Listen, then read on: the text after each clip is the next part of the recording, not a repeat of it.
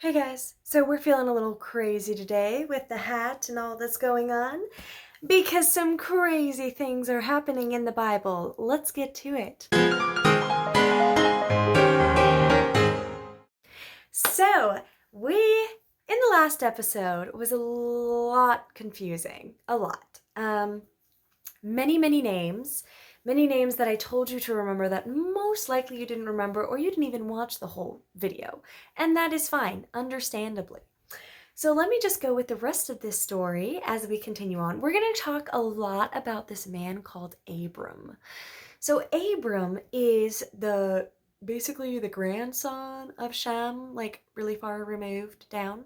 But Abram ends up, God talks to him. So God comes to him, says, I'm going to bless you.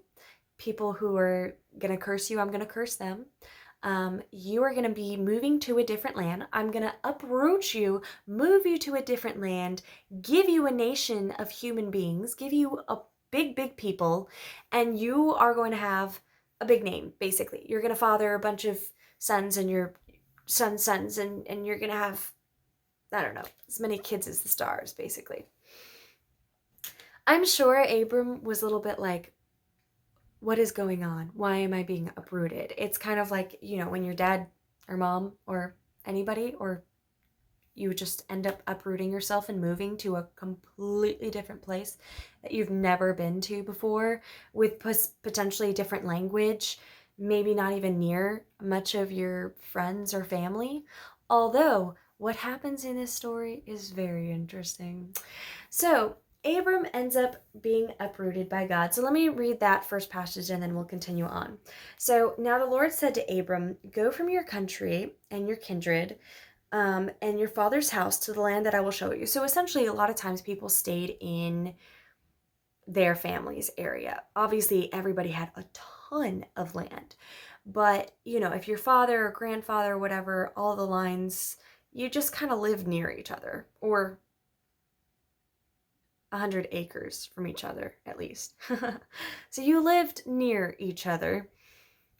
But what God is telling him is leave your family and go to a different area that I'm taking you, a different land, everything's going to change for you.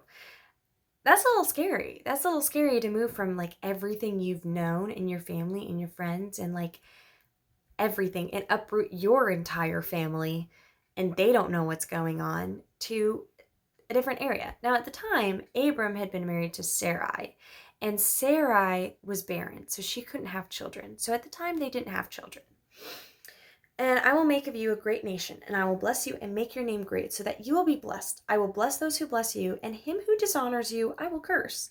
And you and all your families of the earth shall be blessed. So Abram went as the Lord had told him, and Lot with him. So that's his cousin. Or nephew, actually. That's his nephew. Abram was 75 years old when he departed from Haran. So Haran is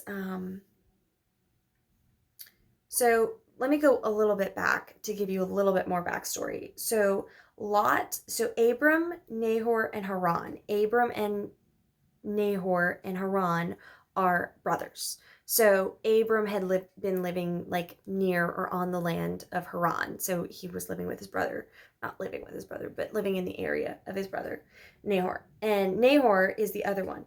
And Haran fathered Lot. So Lot is bringing his nephew. I guess Lot wanted to join him. But Haran died in the presence of his father Terah in the land of the kindred in Ur and the Chaldeans. And Abraham and Nahor took wives. The name of Abram's wife was Sarai, like I said, and the name of Nahor's wife was Milcah, the daughter of Haran, and the father of Milcah and Iscah. So back then, they did end up marrying a lot of their cousins. Just FYI. Now Sarai was barren; she had no children. Terah took Abram his son, and Lot, the son of Haran, his grandson, and Sarai, his daughter-in-law, his son, Abram's wife, and they went forth together from Ur of the Chaldeans to go into the land of Canaan.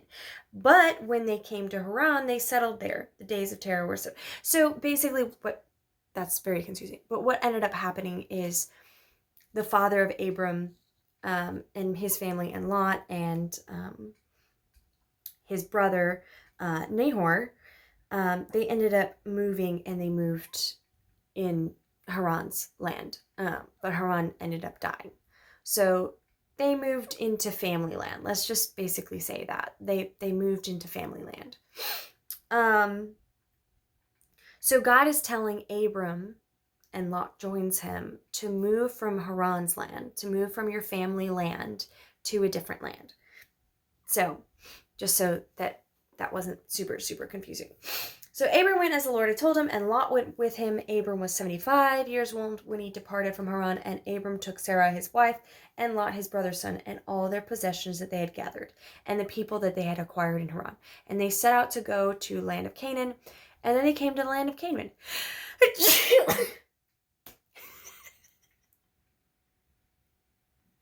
Excuse me. This is so much. And when did they came to the land of Canaan? Now remember when I told you in the last episode to remember Canaan? Canaan they're basically cousins. Canaan's land is cousins to Abram, but Canaan is like actually great uncle kind of thing, because Abram is of the lineage of Shem. Canaan is of the lineage of Ham. So they're still in family land, basically, but it's a lot of generations and people different, you know? So they ended up going to the land of Canaan. Abram passed through the land to the place of Shechem, to the oak of Moreh. At that time, the Canaanites were in the land. Then the Lord appeared to Abram, said, "To your offspring I will give this land." Okay, all right. Let me just stop there. I'm going to end this video basically with this point. Basically, God promised Abram Canaan's land. Now, listen to this. I don't know if you watched my last episodes, but you should.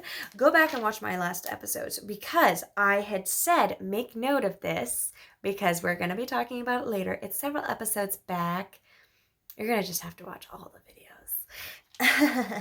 But I will read it here for you, so you don't have to.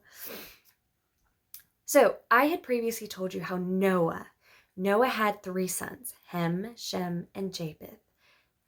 Well, Ham, basically. Ham. I don't know. Ham ended up seeing his father naked. Noah was really angry about that. Noah cursed Ham and blessed Shem and Japheth. And it says in the passage, Noah says, "Cursed be Canaan. A servant of servants shall he be to his brothers. A servant of servants shall he be to his brothers." So Canaan was the son of Ham. So basically Noah was cursing Ham's lineage, Ham's generations. He said, "Blessed be the Lord God of Shem, and let Canaan be his servant. May God enlarge Japheth, and let him dwell in the tents of Shem, and let Canaan be his servant." What did I just tell you 2 minutes ago? Where it says, God says, Abraham passed through the land of the place of Shechem. At that time the Canaanites were in the land. Then the Lord appeared to Abraham and said, "To your offspring I will give this land." The land that's connected to Canaan. So this is where the prophecy starts to come true. This is where the cursing and the blessing starts to come through from Noah. And this is several generations down. Noah had said, Canaan is cursed. He will be servants to Shem and Japheth's lineage. And Shem and Japheth, or to Shem and Japheth, but essentially it means like his children's children. Shem and Japheth, Shem's son, Abram, is in connection with Shem, one of his great grandbabies, and God is telling Abram is going to be ruling over, and those people are going to be given to him. The land, everything. Crazy. "To your offspring I will give this land." So he built there an altar to the Lord who had appeared to him. For there he moved to the hill country of the east of Bethel and pitched his tent, with Bethel on the west and Ai on the east. And there he built an altar to the Lord and called upon the name of the Lord. And Abram journeyed on, still going going toward the Negev. So essentially God was like, I'm going to give you this land, but it wasn't his yet. I mean, it wasn't his, but God was promising him something that's going to come true. And it's in connection with Noah and his cursing and blessing. Crazy stuff, guys. Well, you don't want to miss this next episode, because this next episode is even more shocking and more drama in the family. You don't want to miss it. Love you guys. Blessings to you all, and hope you're having a wonderful week.